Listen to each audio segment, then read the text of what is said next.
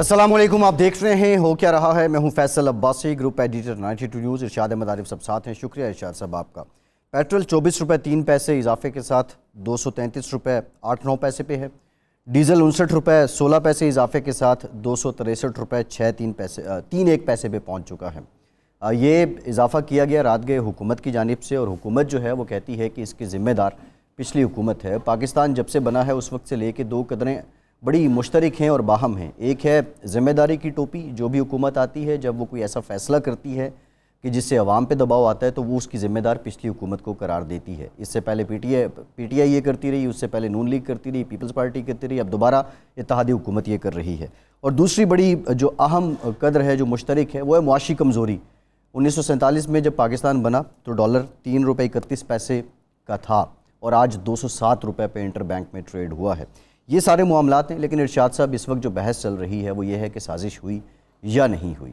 عمران خان صاحب کی جو ٹیم ہے وہ اس پہ اپنی صفائیاں بھی پیش کر رہی ہے، لیکن یہ جو بنیادی مسائل ہیں اب اس کا ذمہ دار کون ہے؟ یہ جو ذمہ داری حکومت موجودہ حکومت ڈال رہی ہے پچھلی حکومت پہ، پیٹرول میں اضافہ ہو گیا، یا ہم اس دلیل کو مانیں جو عمران خان صاحب پیش کیا کرتے تھے کہ جو انٹرنیشنل ریسیشن ہے وہ بہت زیادہ ہے، باہر کی جو منڈی ہیں اس کے حالات ٹھیک نہیں ہیں، اب یہ حکومت بھی یہ کہتی ہے، اس کا ذمہ دار کون؟ دیکھیں، یہ عجیب سی بات ہے کہ جو شخص ذمہ دار ہوتا ہے، جس کے پاس فیصلے کی قوت ہوتی ہے، ذمہ داری بھی اسی کو لینی چاہیے۔ اگر یہ پٹرول کی قیمت بڑھانے کا فیصلہ شہباز شریف صاحب کی حکومت نے کیا ہے، اقتدار میں آنے کا فیصلہ ان تمام اتحادیوں نے کیا ہے، یہ جانتے بوجھتے کہ عمران خان صاحب جو ہیں وہ ملک کو تباہی کی طرف لے جا رہے ہیں، مہنگائی کی طرف لے جا رہے ہیں، IMF کے ساتھ انہوں نے سخت قسم کا معاہدہ کیا ہوا ہے، تو یہ تشریف نہ لاتے۔ یہ تو آئے ہی یہ کہہ کے تھے کہ ہم مہنگائی کو کم کریں گے۔ یہ جو مہنگائی مارچ ہوا تھا، یا جو ہمارے پروگراموں میں لوگ آ کے کہتے کیا کہ ہمارے پاس ایک مکمل پلان ہے، ہم پوچھتے تھے نا یہی بات کہ جی یہ حالات ہیں، یہ آپ مہنگائی کا ذمہ دار عمران خان کو قرار دے رہے ہیں، بے روزگاری کا ذمہ دار بھی قرار دے رہے ہیں، باقی مسائل بھی آپ بیان کر رہے ہیں، تو آپ کیسے حل کریں گے؟ وہ کہتے ہیں ہمارے پاس پورا پلان ہے۔ اگر آپ کے پاس پلان یہ تھا کہ جو عمران خان کی پالیسیاں ہیں اس کو جاری رکھنا ہے، جی، تو وہ تو بہتر انداز میں جاری رکھے ہوئے تھا، ملبہ اٹھانے کی کیا ضرورت تھی؟ آپ صرف یہ اس کے جو نتائج ہیں منفی، یہ بھگتنے کے لیے تشریف لائے تھے۔ یہ اس سے نکلنا چاہیے، بلیم گیم سے۔ اب اگر آپ نے ذمہ داری قبول کی ہے اور فیصلے آپ نے کیے ہیں کہ جی IMF کے ساتھ جس معاہدے کو آپ شرمناک قرار دیتے تھے اس کو جاری رکھنا ہے، 2 درجن سے زائد دفعہ ہم IMF میں گئے ہیں، اور کئی دفعہ ہم اس دوران ہم IMF کے معاہدے سے نکلے بھی ہیں۔ کوئی پنلٹی نہیں ہے IMF اگر ہم آج پاکستان کہے کہ ہم اس IMF کے معاہدے کو ختم کریں، نہیں دے گا تو ہمیں نہ سعودی عرب نے، تو پھر یہ آپ کا مسئلہ ہے نا، یہ تو عمران خان کا یا سابقہ حکومت کا ایشو نہیں ہے نا۔ جب سابق حکومت موجود تھی تو وہ ذمہ داری لے رہی تھی نا، وہ تو یہ نہیں کہہ رہی تھی کہ معاہدہ کسی اور نے کیا ہے، انہوں نے معاہدہ کیا تھا، اس کی وہ نتائج دے رہے تھے۔ آخری دور میں انہوں نے سیاست کی یا بارودی سرنگ بچھائی، عوام کو یہ پتہ ہے کہ پٹرول ہمیں 150 میں مل رہا تھا، ڈالر عدم اعتماد کی تحریک کا چرچا ہونے سے پہلے 174-75 پہ چل رہا تھا، فروری میں یہی ریٹ تھے نا، اور اس کے بعد سٹاک ایکسچینج مستحکم تھی، موڈیز میں آپ کی جو آؤٹ لک تھی وہ مستحکم تھی، مسئلہ نہیں تھا، بینکوں کی جو پوزیشن تھی وہ مستحکم تھی۔ آپ اب نیگیٹو میں چلے گئے، آپ کے دور میں نیگیٹو میں چلے گئے، تو اس کی ذمہ دار عمران خان کیسے ہو گئے؟ یہ میرا بنیادی سوال ارشاد صاحب یہ ہے کہ جو ذمہ داری کی ٹوپی ہے جو بھی حکومت آتی ہے وہ پچھلے کے سر پہ رکھ دیتی ہے، اور یہ چکر چل رہا ہے کوئی 70 سال سے۔ دوسری جو معاشی کمزوری کا مسئلہ ہے یہ دن بدن کمزوری ہی ہے۔ 3 روپے 31 پیسے سے 207 پہ ہم پہنچ چکے ہیں، ترقی نہیں ہے، ترقی ہوتی تو ہم کہیں سسٹین کر رہے ہوتے۔ اس میں ایک اور بھی پہلو ہے، آج جس طرح خان صاحب نے کہا کہ نیب قانون سے متعلق بات کرتے ہوئے کہ بلے کو دودھ کی رکھوالی پہ بٹھا دیا گیا ہے۔ خان صاحب جب خود دودھ کی رکھوالی کر رہے تھے تو اس وقت کتنا دودھ بچایا انہوں نے؟ بنیادی مسئلہ تو کرپشن تھا نا، جی اور وہی مہنگائی کی بنیادی وجہ تھی. جب اوپر لوگ کرپٹ ہوتے تھے تو مہنگائی ہوتی تھی. اب یہ جس ڈگر جا رہے ہیں، میرا سوال صرف اس لیے ہے ارشاد صاحب، اتنا شدید ری ایکشن آیا ہے لوگوں کا پیٹرول کی قیمتیں بڑھنے پہ کہ لوگ جو ہیں وہ کہتے ہیں بھائی ہم گاڑیاں کھڑی کر دیتے ہیں، بائکس کھڑی کر دیتے ہیں. ایون لوگ اب یہ مشورے دے رہے ہیں کہ ورک فرام ہوم کریں. یہ سہ لیں گے، یہ ڈز عوام سہ لیں گے؟ اور سب سے بڑی بات، سوشل میڈیا کے علاوہ عملی احتجاج کیوں نہیں ہو رہا؟ دیکھیں سہ لیں گے کیا مطلب، سہ رہے ہیں. آج آپ کو پورے پاکستان میں کہیں کسی سڑک پہ کسی گلی میں کچھ جلوس نظر آیا ہے؟ جو پٹرول کی قیمتیں ہیں، جو ڈیزل کی قیمتیں، دیکھیں پٹرول سے زیادہ جو تباہ کن صورتحال ہے وہ ڈیزل کی قیمتوں میں اضافہ ہے، جس سے آپ کی انڈسٹری بھی متاثر ہوگی، آپ کی زراعت بھی متاثر ہوگی، آپ کا جو ٹرانسپورٹیشن ہے وہ بھی متاثر ہوگی، چھوٹا دکاندار بھی متاثر ہوگا، غریب آدمی بھی متاثر ہوگا، امیر آدمی بھی متاثر ہوگا. کہیں آپ کو کوئی احتجاج ہوتا نظر آیا ہے؟ اس کا مطلب سہ گئی ہے قوم نا. تو ہمارے حکمرانوں کو خواہ وہ موجودہ ہوں یا سابقہ ہوں، یہ بات سمجھ آ گئی ہے کہ یہ قوم ہر قسم کی زیادتی سہ لیتی ہے، ہر قسم کا بوجھ برداشت کر لیتی ہے. اس کے اندر قوت برداشت بہت زیادہ ہے. یہ گھر میں بیٹھ کے رونا روتی ہے، گھر میں بیٹھ کے باتیں کرتی ہے، اور کبھی احتجاج کے لیے نہیں نکلتی. اگر ان کا جو ہے ہڈیوں کا گوشت بھی نچوڑ لیا جائے. وہ زندہ قوم ہے. ہم دیکھیں نا، وہ ایک پرانی ہے کہ جی ایک بادشاہ تھا، وہ فوت ہو گیا، اس کا بیٹا بادشاہ بن گیا، نشین ہوا. اس نے اپنے مشیر سے پوچھا کہ مجھے کوئی ایسا مشورہ دو، میں ایسا کام کروں کہ میرے باپ کو لوگ بھول جائیں، مجھے یاد رکھیں. اس نے کہا جی یہ شہر کے ساتھ جو پل ہے، جس طرح یہ شادرے کا پل ہے، یہاں آپ ٹیکس لگا دیں اور یہ آپ کو یاد رکھیں گے. ہر جگہ ذکر ہوگا کہ ٹیکس لگ گیا، ٹیکس لگ گیا. وہ ٹیکس لگا دیا، کچھ بھی نہیں ہوا. جی. تو اس نے کہا جی اس سے کچھ بھی نہیں ہوا، کوئی ذکر نہیں ہو رہا. اس نے کہا ایسے کریں کہ جو گزرے لوگ اس کو 10 جوتے لگائیں، پھر یہ یاد کریں گے. وہ 10 جوتے لگانا شروع ہو گئے. ایک دن محل کے باہر لوگ اکٹھے ہوئے اور انہوں نے کہا جی بادشاہ سلامت سے ملنا ہے. بادشاہ نے کہا کہ اس کا مطلب ہے ان کو تکلیف ہوئی، اب یہ آئے ہیں فریاد کرنے کے لیے. بادشاہ باہر نکلے، اس نے پوچھا ہاں مسئلہ کیا ہے؟ اس نے کہا جی کوئی مسئلہ نہیں ہے، وہ جوتے مارتے ہیں لوگ، وہ تو خیر چلو آپ کا حق ہے، بس یہ ہے کہ جو جوتے مارنے والے لوگ ہیں وہ زیادہ کر دیں، وقت بچے، وقت بچ جائے، ہمارا ٹائم بڑا ضائع ہوتا ہے. جوتے بھی کھا لیں گے ہم، ٹیکس بھی دے دیں گے. تو اب جب آپ یہ مزاج بنا دیں یا اتنا بوجھ ڈال دیں کہ وہ صرف یہ چاہتے ہوں، ریلیف اتنا چاہتے ہوں کہ جی وقت بچ جائے، تو اس کے بعد میں جو یہ ان حکمرانی کی میں بات صرف نہیں کر رہا، یہ ہمارا ماضی کا تجربہ بھی یہی ہے. سب میں پاکستان بننے سے شروع کیا ہے میں نے ارشاد صاحب. نہیں، پاکستان بننے سے نہیں، یہ ہمارا جو ڈکلائن آیا ہے وہ 1970 کے بعد آیا ہے. ایوب خان نے جب چینی کی قیمت میں 4 آنے اضافہ کیا تھا جی، اور اس وقت عبدالغفور ہوتی تھے، نوابزادہ عبدالغفور ہوتی وزیر تجارت تھے، تو ان پر چینی چور کا الزام لگا تھا اور ہنگامے شروع ہو گئے تھے، اور پھر وہ بڑھتے بڑھتے ایوب خان کو لے بیٹھے تھے. جی. یہ بعد میں جب ہمارے ہاں نظریاتی سیاست ختم ہوئی جی اور لوگوں کو شکم پروری ہی ہمارا وتیرہ بنایا گیا، تو پھر ہم آہستہ آہستہ کمزور ہوتے چلے گئے اور ہمارا ریئیکشن کمزور ریئیکشن ہوتا ہے. نظریہ خیر ارشاد صاحب وہ ایک علیحدہ 84 روپے 3 ہفتے میں پٹرول کی قیمت میں 84 روپے اضافہ ہوا ہے جی، اور ڈیزل کی قیمت میں 119 روپے اضافہ ہوا ہے. سبحان اللہ. یعنی جتنا 119 میں جب پٹرول 119 میں ملتا تھا تو وہ مہنگا لگتا تھا، وہ بڑا مہنگا ہوتا تھا. مہنگا آج بھی لگتا ہے ارشاد. 84 روپے جب پٹرول تھا تو وہ بڑا مہنگا لگتا تھا. صاحب آج بھی مہنگا، لیکن اب 84 روپے اضافے کے باوجود بھی صحیح ہے. یہ ہسٹورک ہے، ہم برداشت کرتے ہیں. یہ داد دینی چاہیے ہماری قوم کے، اور داد ہماری قوم کے قوت برداشت کو بھی دینی چاہیے، اور حکمرانوں کی حصے مزاح کو بھی آپ دیں. 70 سال میں حصے مزاح کی بات بھی سن لیں. رات مفتاح اسماعیل صاحب کہہ رہے ہیں کہ ہم یہ اضافہ کر رہے ہیں، بڑا افسوس ہے یہ، لیکن اس سے بڑی خوشحالی آئے گی۔ اچھا، دامن پہ کوئی چھینٹ نہ خنجر پہ کوئی داغ، تم قتل کرو ہو کہ کرامات کرو ہو۔ جی، یہ بظاہر جو ہے وہ کرامات ہی لگ رہی ہیں سر ارشاد صاحب۔ کرامات ہیں جی۔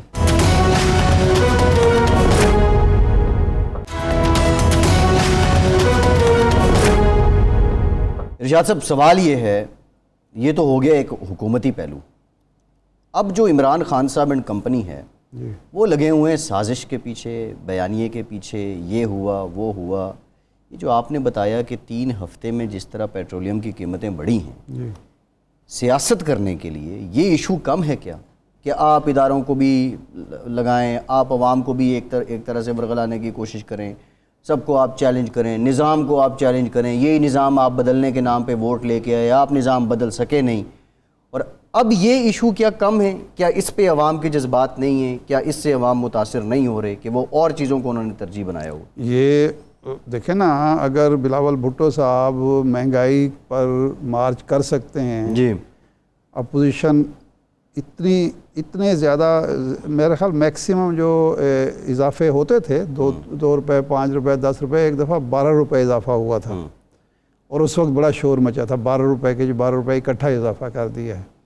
تو یہ تو 84 روپے اضافہ ہے اور 119 روپے اضافہ اس پہ ہونا چاہیے، لیکن خان صاحب بھی سیاست دان ہے نا، ان کو مقصد کیا ہے مجھے بتائیں ارشاد صاحب، کیا مقصد؟ انہوں نے اپنے دور میں اضافہ نہیں کرنا، نہیں، اپنے دور میں انہوں نے اضافہ ضرور کرنا ہے، وہ دور آئے گا جب جو دیکھی ایشو جائے وہ گی۔ اٹھا رہے ہیں نا، سازش والا، مداخلت والا، ٹھیک ہے نا جی، وہ تو اب اس کا سوال جو ہے انہی لوگوں سے، ان کے نمائندے سے کسی سے کرنا چاہیے کہ بھئی اب آپ یہ منترا کتنی دیر دہرائیں گے۔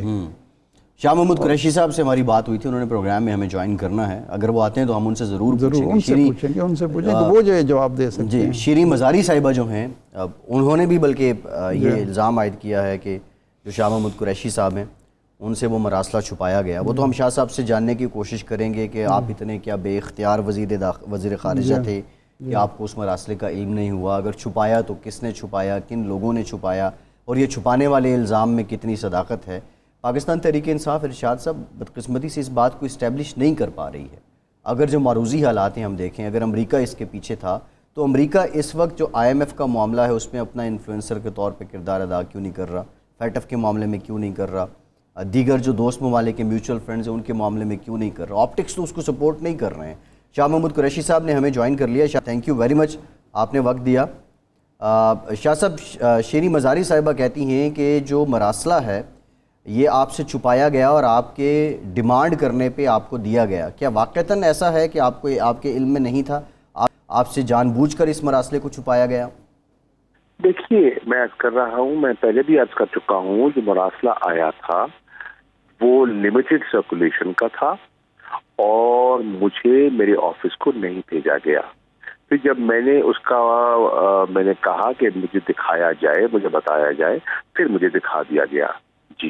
جی اچھا شاہ صاحب، یہ کل اسد عمر صاحب نے ایک پریس کانفرنس کی DGISPR کی جو گفتگو تھی ایک ٹی وی کے ساتھ، اور اس میں انہوں نے ایک لحاظ سے چیلنج ہی کیا کہ جی یہ جو سارا معاملہ ہے وہاں سازش کی بات ہوئی تھی اور مداخلت کی بات بھی ہوئی تھی، لیکن DGISPR کہتے ہیں کہ ہم نے بالکل کلیئر۔ ارشاد صاحب، میں عرض کروں میں نے پہلے بھی عرض کیا، میں پھر دوہرا دیتا ہوں کہ جب نیشنل سیکورٹی کمیٹی کا یہ اجلاس ہوا، میں اس میں فزیکلی موجود نہیں۔ جی، آپ چین میں تھے میں اس وقت میں چائنا میں تھا، ٹھیک۔ جی ہاں، جب میں واپس آیا تو مجھے اس میٹنگ کے احوال ملے اور پھر اس میٹنگ کے جو منٹس تھے، جو کانورسیشن تھیں، جو لوگوں کی آبزرویشنز تھیں، ان کو میں نے پڑھا، ٹھیک۔ جب میں نے ان کا مطالعہ کیا اور ان کو میں نے پڑھا تو اس میں یقیناً یہ چیز تھی، پولیٹیکل انٹرفیئرنس کا اس میں ذکر تھا، سیاسی مداخلت کا اس میں ذکر تھا، ٹھیک۔ سیاسی مداخلت پر ہی نیشنل سیکورٹی کمیٹی نے کہا تھا کہ یہ مناسب نہیں ہے کسی کے اندرونی معاملات میں مداخلت کرنا اور آپ کو ڈی مارش کرنا چاہیے، یہ ڈیمارش کی تجویز دی تھی ہمارے سفیر نے جی واشنگٹن کے، ڈیمارش کی تجویز سے اتفاق کیا تھا فارن آفس نے، اور ڈی مارچ کے لیے کہا تھا نیشنل سیکورٹی کمیٹی نے. ٹھیک ہو گیا جی. اس کے کہنے پر پھر واشنگٹن میں بھی اور اسلام آباد میں ان کو ڈی مارچ کیا گیا. اب جب کسی کو ڈی مارچ کیا جاتا ہے کوئی وجہ ہوتی ہے تو کوئی کرتا نا بھائی، ایسے تو نہیں کرتا. اور مداخلت جو ہوتی ہے، مداخلت کے پیچھے کوئی سوچ ہوگی، کوئی تبادلہ خیال ہوا ہوگا، کوئی منصوبہ بندی ہوگی. اب اس کو نام آپ سازش دے دیں، منصوبہ بندی دے دیں، جو مرضی دے دیں، لیکن کچھ تو سوچ کار فرما ہوگی نا کہ جب ان کے سفارتکار ان لوگوں کو ملنا شروع کر دیں جو کہ پی ٹی آئی سے نالاں دکھائی دے رہے تھے، جب ان کے سفارتکار چن چن کے ان لوگوں کو ملے جو بعد میں منحرف ہو گئے، تو کوئی وجہ تو ہوگی نا. مطلب ہے کہنے کا پارٹی میں 131 لوگ اور بھی تو کھڑے تھے نا، ان سے رابطہ نہیں ہوا. مجھ سے رابطہ کیوں نہیں کیا گیا، کسی اور سے رابطہ کیوں نہیں کیا گیا؟ چن چن کے لوگوں کو رابطہ کیا جاتا ہے، اور اس قسم کے مراسلے آتے ہیں، اس قسم کی دھمکی آتی ہے، یہ کہا جاتا ہے کہ معافی کی بات بھی کی جاتی ہے اور کانسیکوینسز کی بات بھی کی جاتی ہے. تو اس کا آپ اندازہ کیا لگائیں گے، اس کو آپ تشریح اس کی کیا کریں گے؟ اب دو ویوز ہیں، اور ایک ویو ہے کہ یہ بالکل کسی ملک کے اندرونی معاملات میں مداخلت ہے. پھر آپ اس کے ساتھ دیکھیے وہ حلیف جو 3 سال 7 ماہ عمران خان کے ساتھ، تحریک انصاف کے ساتھ جڑے رہے اور ہر میٹنگوں میں شامل ہوتے رہے، اور جو اس وقت حکومت ہے اس کو وہ کوستے رہے، اسمبلی میں کھڑے ہو کے ان پر تنقید کرتے رہے. سندھ اسمبلی میں کیا ایم کیو ایم کے جو صاحبان ہیں انہوں نے پیپلز پارٹی کو بخشا تھا؟ جو پیپلز پارٹی نے بلدیاتی قانون لے کر آئے تھے کیا اس سے وہ متفق تھے؟ انہوں نے تو احتجاج کی کالیں دی تھی. اب یک لخت ووٹ وہاں چلے جاتے ہیں. بی اے پی کے جو صاحبان ہیں وہ عمران خان صاحب کی دعوتیں کر رہے تھے، وہ ان سے ملتے تھے اور وہ ان کے ساتھ شیر و شکر تھے، یکدم وہ اٹھ کے علیحدہ ہو جائیں. ٹھیک، تو سوچنے کی بات یہ ہے کچھ تو وجہ ہوگی، کچھ تو کہتے ہیں نا where there's smoke there's fire، کوئی تو وجہ ہوگی نا ایسا ہوا. جی ٹھیک ہے ٹھیک ہے. قریشی صاحب آپ سے گزارش ہے آپ ہمارے ساتھ موجود رہیں. ایک بریک کے بعد دوبارہ آتے ہیں، یہیں سے گفتگو کا سلسلہ جوڑیں گے.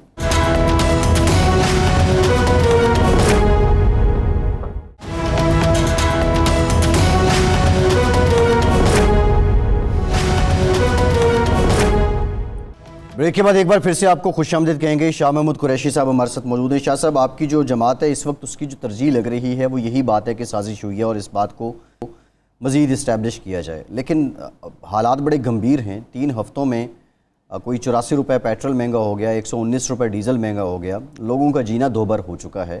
آپ نہیں سمجھتے کہ اگر سیاست کرنی ہے اور پھر سے ریوائیول کرنا ہے، حکومت میں آنا ہے، تو یہ ایشوز بڑے امپورٹنٹ ہیں، ان کو فوکس کیا جائے؟ آپ صحیح فرما رہے ہیں، ہم ان ایشوز پر فوکس کر رہے ہیں. آپ نے دیکھا کہ ہم نے ایک شیڈو بجٹ تیار کیا، آپ نے دیکھا کہ ہم نے بجٹ پر ہم نے مختلف ہمارے جو پارٹی کے اسپوکس پرسنز ہیں انہوں نے اپنی رائے دی. آپ نے دیکھا کہ ہم نے قوم کو پہلے بتایا کہ ان کے پاس کوئی اکنامک ریوائیول پلان نہیں ہے، یہ گو مگو کا شکار ہے. 1 قدم آگے لیتے ہیں، 2 قدم پیچھے لیتے ہیں، اور ابھی کلیئرٹی نہیں ہے کہ ہم نے اقدامات لینے ہیں نہیں لینے. آدھی پارٹی کہتی ہے اقدامات لینے سے ہماری مقبولیت گر جائے گی، آدھے کہتے ہیں اگر نہیں لیتے تو دیوالیہ ہونے والا ہے. ٹھیک ہے، اب سوال یہ ہے لوگ دیکھ رہے ہیں، مثال کے طور پر بلاول بھٹو زرداری نے کراچی سے اسلام آباد تک ایک مہنگائی مکاؤ مارچ کیا. اب لوگ سوال کر رہے ہیں آپ نے کیا، چلے آپ کا حق ہے. ان 2 ماہ میں جب سے آپ حکومت میں آئے ہیں، پیپلز پارٹی اور نون کی جو مخلوط حکومت ہے، کیا ان 2 ماہ میں اگر مہنگائی تو کم ہو گئی پھر تو آپ کا مارچ جو ہے وہ مؤثر تھا اور لوگوں کو شکر بجا لانا چاہیے. اور اگر ان 2 ماہ میں پہلے سے زیادہ مہنگائی نہیں تباہی ہوئی ہے تو پھر کیا آج آپ اس مہنگائی کے خلاف مارچ کرنے کے لیے تیار ہیں؟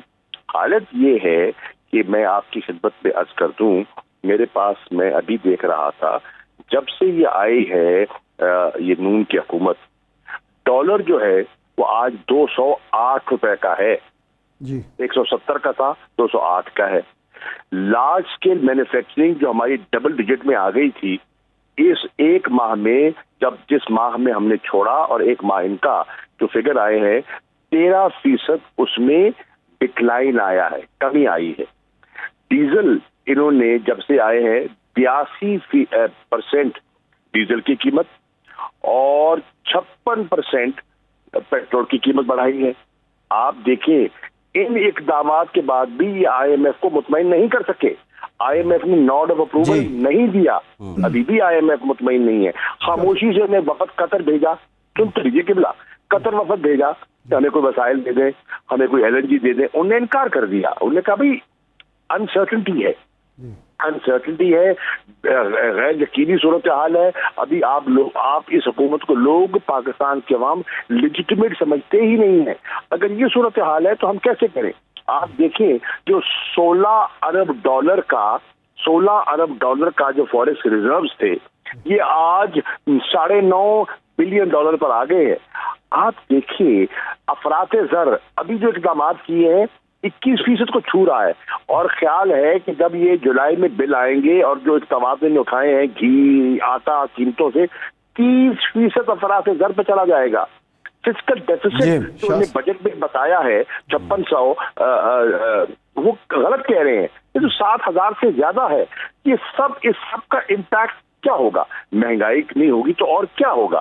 یہ بالکل ناکام دکھائی دے رہے ہیں۔ شاہ صاحب، وزیر اعظم شہباز شریف صاحب نے ٹویٹ کیا، انہوں نے کہا کہ جو معاہدہ آئی ایم ایف سے آپ کی حکومت نے کیا، عمران خان صاحب کی حکومت نے، اس کی وجہ سے پیٹرول کی قیمتیں بڑھ رہی ہیں، ڈیزل کی قیمتیں بڑھ رہی ہیں اور معیشت تباہ ہو گئی، ہم اس کو پبلک کر رہے ہیں، تو یہ واقعی بات درست ہے؟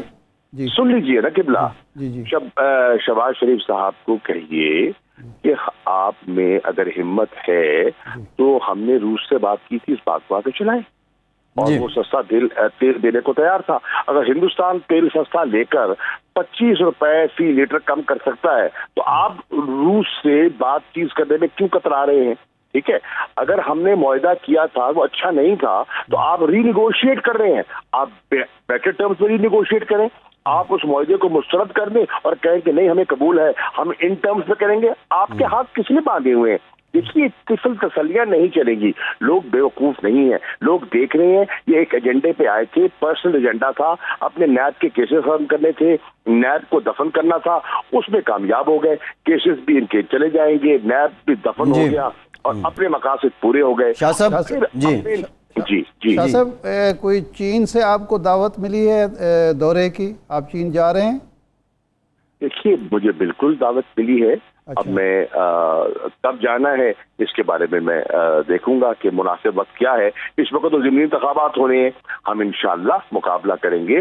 ووٹر جو ہے، جو عام شہری ہے، وہ اس فسطائیت کا مقابلہ کر رہا ہے اور کرے گا۔ مفاد پرست ٹولہ ہر دور میں ہوتا ہے، جو بکتے ہیں، ضمیر فروش ہوتے ہیں اور وہ ہوں گے، وہ بکیں گے، ان کی بولی لگا لیں، جو بکتا ہے بک جائے۔ ہم تو انشاءاللہ اپنے موقع پر کھڑے ہیں۔ ٹھیک ہے شاہ صاحب، ضمنی الیکشن ظاہر ہے یہ تو ماضی میں رہا ہے کہ حکومتی مشینری جو ہیں وہ استعمال ہوتی رہی ہے، وچ از ویری انفارچونیٹ، لیکن ایک سوال شاہ صاحب یہ ہے، سر یہ بتائیں اگر حکومتی مشینری استعمال ہو رہی ہے تو الیکشن کمیشن بے بس ہے؟ تو پھر ہم جو کہتے ہیں کہ ہم ادارے نیوٹرل ہیں تو پھر نیوٹریلٹی کدھر گئی؟ جی دیکھیے نا، پھر نیوٹریلٹی کو دفن کر دیں نا، پھر ہم کہیں کہ ہم نیوٹرل نہیں ہیں، ہم جانبدار ہیں۔ ہم نے فیصلہ کر لیا ہے کہ ہم نے من پسند نتائج حاصل کرنے ہیں، اور اگر آپ نے من پسند نتائج حاصل کرنے ہیں تو اس کا پاکستان کی جمہوریت پر کیا اثر ہوگا؟ جو پنجاب کا انہوں نے بجٹ پاس کروایا ہے غیر آئینی غیر قانونی طریقے سے، اس کا امپیکٹ کیا ہوگا؟ آپ دیکھیں نا۔ اچھا شاہ صاحب الیکشن کمیشن پہ ذرا جی شاہ صاحب، آپ نے کہا الیکشن کمیشن پہ آپ کو بہت سے تحفظات ہیں، آپ ارلی الیکشن بھی چاہتے ہیں، آپ پارلیمان میں بھی نہیں ہیں، اس ماحول میں اگر ارلی الیکشن ہو بھی جائیں تو آپ ان کو کیسے قبول کریں گے؟ ہم کہہ رہے ہیں کہ عوام کو متحرک ہونا ہوگا، جہاں جہاں سرکاری افسر آتا ہے, رابطہ کرتا ہے, لوگوں کو کرتا ہے, لوگ اس کا محاسبہ کریں, لوگ اس کو بے نقاب کریں, اس کی جو گفتگو ہے ریکارڈ کر کے سوشل میڈیا پہ ڈالیں, اور جو اپنا اثر استعمال کرتا ہے, سرکاری وسائل استعمال کرتا ہے, ان کو بے نقاب کریں. عوام کو مقابلہ کرنا ہوگا, اداروں میں مقابلے کرنے کی سکت نہیں رہی. یہ ریاست کہاں ہوگی شاہ صاحب اگر عوام محاسبہ کریں گے؟ شاہ صاحب آخری سوال یہ ہے کہ جب آپ اقتدار سے باہر آئے ہیں تو عمران خان صاحب نے پاکستان کے حوالے سے سری لنکا اور سوویت یونین کی مثالیں دینا شروع کر دی ہیں, جس سے عوام میں اندر ایک مایوسی پیدا ہو رہی ہے. لوگ یہ سوال کرتے ہیں کہ ایک سیاستدان جسے امید پیدا کرنی چاہیے, لوگوں کی جو ہے مایوسی ختم کرنی چاہیے, وہ مایوسی پھیلا رہا ہے قوم کے اندر. دیکھیے نہیں, وہ مایوسی نہیں پھیلا رہے, وہ بتا رہے ہیں کہ تاریخ میں ایسے واقعات ہوئے ہیں. تاریخ اس بات کی گواہ ہے کہ سوویت یونین جو ہے اس کے پاس ایک مضبوط فوج تھی, ان کے پاس وہ ایک نیوکلیر پاور سب کچھ تھا, لیکن ان کی معیشت بیٹھ گئی, اور جب معیشت بیٹھ گئی تو اس سے ملک کا شیرازہ بکھر گیا. یہ تاریخ اس بات کی گواہ ہے. اس سے ہمیں سبق سیکھنا ہے, اور اللہ نہ کرے کہ پاکستان کو نقصان ہو. کوئی بھی ذی شعور پاکستانی ایسا نہیں چاہے گا, لیکن ہمیں دیکھنا یہ ہے کہ اکنامک کلیپس جب آتا ہے, آپ نے دیکھا جب اکنامک ریسیشن آیا تھا اس نے یورپ کے نقشے کی شکل بدل دی تھی. یہ حقیقت ہے, ہمیں تاریخ سے سبق سیکھنا چاہیے. آپ نے دیکھا کہ سری لنکا میں حالات جو بگڑے تو کیا سری لنکا نے ڈیفالٹ نہیں کیا, اور جب سری لنکا ڈیفالٹ کی طرف بڑھ رہا تھا تو پھر آپ کے سامنے یہ صورتحال کیا ہوئی. کیا سڑکوں پہ آپ نے وہاں بلوے نہیں دیکھے, وہاں آپ نے لوگوں کو نہیں دیکھا, کیا آپ نے نہیں دیکھا کہ وزراء کے گھروں کو لوگوں نے حملے کیے اور جلا دیے, ان کی گاڑیاں اٹھا کے سمندروں میں پھینکی؟ یہ آپ کے سامنے ہے.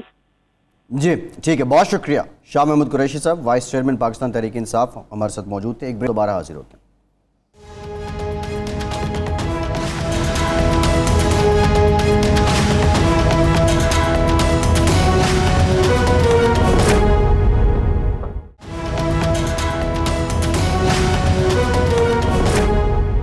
بریک کے بعد ایک بار پھر سے آپ کو خوش آمدید کہیں گے. حکومتی موقف بھی ہمیں لینا ہے, حکومتی نمائندگان سے بھی ہم رابطہ کر رہے ہیں, دیکھتے ہیں وہ آتے ہیں کہ نہیں. ارشاد صاحب, یہ حکومتی جو کیمپ ہے ان کے پاس بڑے کاریگر تھے جو زہر کو امرت بنا سکتے تھے اور آب حیات بنا سکتے تھے. کدھر ہیں کاریگر وہ؟ یہ ویسے ماننے والی بات ہے, حقیقت ہے, کوئی مذاق نہیں ہے. جتنے ماہرین معیشت مسلم لیگ نون کے پاس ہیں, وہ کسی تمام سیاسی جماعتوں کے پاس جو لوگ دعوے دار ہیں ان کو ملا بھی لے جائے تو نون لیگ کے پاس زیادہ لوگ ہیں. اسحاق ڈار, مفتاح اسماعیل, حسن اقبال, شاہد خاقان عباسی, مصدق ملک, گنتے جائیں, خرم دستگیر, اور بھی لوگ ہیں. لیکن ان دنوں تو ایسا لگتا ہے کہ جس طرح کوئی وہ جو لطیفہ ہے نا کہ پوچھا تمہارا قسمت ہی خراب ہے, لگتا ہے کہ یعنی وہ سر مڈاتے ہی اولے پڑے. جو ہی یہ حکومت آئی لگتا ہے یوں ہے کہ قسمت ایسی خراب ہوئی کہ پٹرول کی عالمی قیمتیں بڑھنا شروع ہو گئیں, گیس کی قیمتیں بڑھنا شروع ہو گئیں, اس کے بعد ان کے پاس ریزرو کم ہونا شروع ہو گئے. پلاننگ تو دعوے تو یہی کیے جا رہے تھے کہ جی اسحاق ڈار صاحب وہاں بیٹھ کے, یہ دسمبر جنوری میں کہنا شروع ہو گئے تھے کہ وہ بجٹ بن رہا ہے, ہم نے اپنے پروگرام میں یہ کہا, اور پھر اس کے بعد انہوں نے جو لوگ ہمارے پاس آتے رہے کہ جی ڈالر 150-60 کا ہو جائے گا, اس وقت 74-75 کا تھا, تو یہ تو آرام سے ہو جائے گا, بلکہ یہ اس سے بھی زیادہ کم کی توقع کر رہے تھے. وہ نہ ڈالر کا بو آ رہا ہے, نہ اسٹاک ایکسچینج کا بو آ رہی ہے, نہ پیٹرول کا بو آ رہا ہے. اچھا کچھ تو ہیں چیزیں جو عالمی ایک ہے انٹرنیشنل فنامنا ہے, وہ ماننا چاہیے. لیکن اگر کوئی آپ نے پلان کیا ہوتا, آپ نے کوئی منصوبہ بندی کی ہوتی, اگر آپ نے کوئی مائنس پلس کیا ہوتا کہ ان حالات میں سنبھالنا کیسے ہے, تو پھر بھی لوگوں نے مطمئن ہو جانا تھا کہ جی ٹھیک ہے. بھئی آپ کے اپنے جو اخراجات ہیں, آپ کے اپنے جو ایجنڈا ہے ذاتی, اس میں تو کوئی کمی نہیں آ رہی. یعنی آپ نے سب سے پہلے آتے ہی پٹرول کی قیمتیں کنٹرول کرنے کی کوشش نہیں کی, سٹاک ایکسچینج کو سنبھالنے کی کوشش نہیں کی, ڈالر کو سنبھالنے کی کوشش نہیں کی. آتے ہی آپ نے سب سے پہلے نیب قانون, جی, ای وی ایم کا خاتمہ, اوورسیز کا خاتمہ, ایف آئی میں تبدیلیاں. یہ اس سے لگتا ہے اس سے یہ ہوا کہ عمران خان کو موقع مل گیا کہ یہ آئے ہی اس ایجنڈے پر ہیں اور ان کا مقصد صرف یہ ہے. یہ موقع انہوں نے خود فراہم کیا ہے. پہلے 15 دن میں اگر کچھ عوامی فلاح و بہبود کے ایک آدھ اقدامات, یہ جو 2000 روپے بعد میں انہوں نے اعلان کیا پٹرول کی قیمتیں بڑھانے کے بعد, یہ پہلے کر دیتے تو لوگوں کو پتہ چلتا کہ اچھا ارشاد صاحب ایک اور بڑی امپورٹنٹ بات ہے. ابھی جو قریشی صاحب کہہ رہے تھے کہ عوام نکلیں, عوام محاسبہ کریں, عملہ استعمال ہو رہا ہے. عوام نے اگر محاسبہ کرنا ہے تو پھر یہ ریاست کدھر رہے گی, پھر لا اینڈ آرڈر کدھر رہے گا؟ یہ شاہ محمود قریشی صاحب جیسا سینئر آدمی, کیا یہ ان کو زیب دیتا ہے کہ وہ ایسی بات کریں؟ عوام کے محاسبے سے کیا مراد ہے؟ دیکھیں بات یہ ہے کہ اب عوام کے علاوہ کسی کو کچھ کہا جا سکتا ہے؟ کیا ہمارا عدالتی نظام جو ہے ہم مطمئن ہے اس سے, یا کوئی مطمئن ہے اس سے کہ ایک غریب آدمی, بے قصور آدمی 25 سال 20 سال 30 سال جیل میں سڑنے کے بعد باعزت بری ہوتا ہے, اور ایک امیر آدمی اربوں روپے کی کرپشن کے باوجود گرفتار نہیں ہو پاتا اور فوراً یہ نظام بدلنا تھا نا انہوں نے, ریلیف. قریشی صاحب ان کمپنی نے ذمہ دار ہیں نا, وہ بھی ذمہ دار ہیں, یہ سارے لوگ ذمہ دار ہیں, کوئی ایک کی تو بات نہیں ہو رہی.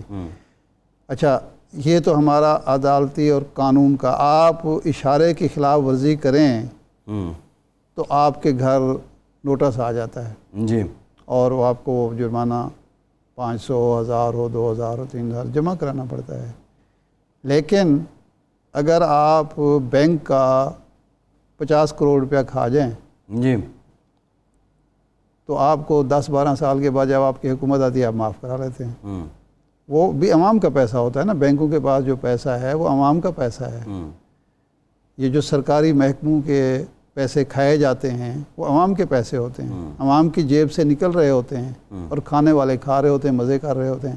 اب تو ہمارے ہاں ایک حقیقت ہے کہ بہترین طریقہ یہ ہو گیا ہے کہ آپ پیسے خرچ کر کے, خواہ وہ آپ سمگلنگ کے پیسے ہیں, آپ کے جی, نارکوٹکس کے پیسے ہیں, جی, کسی اور حرام طریقے سے آپ پیسہ کمائیں, وہ پیسہ لگا کے آپ سیاست میں آئیں, اقتدار میں آئیں, اور پھر رج کے کرپشن کریں, اربوں روپے لیٹیں,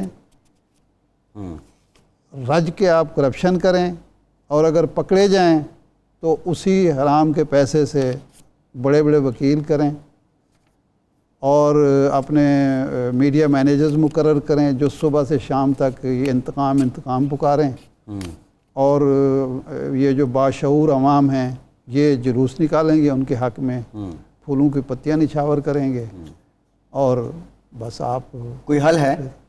حل یہی ہے کہ ہم لوگ جو لٹ رہے ہیں عوام, یہ اپنے, یعنی اس دن جب پہلی دفعہ یہ 30 روپے کی ہوئی تو ایک ٹویٹ میں نے پڑھی, مجھے بڑا مزہ آیا.